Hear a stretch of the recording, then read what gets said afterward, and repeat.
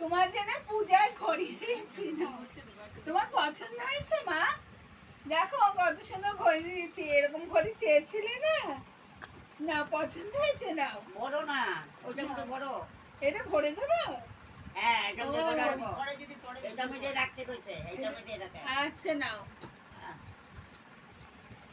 ঘড়িতে লোকের বসা থাকে টেবিলে, লোক না। ঘড়ি কি ওই বাক্সের মধ্যে থাকে? মা বলেছে ঘড়ি নিয়ে এরকম করে ঘুরবে, হ্যাঁ মা ঘুরবে এই ঘড়িটা নিয়ে।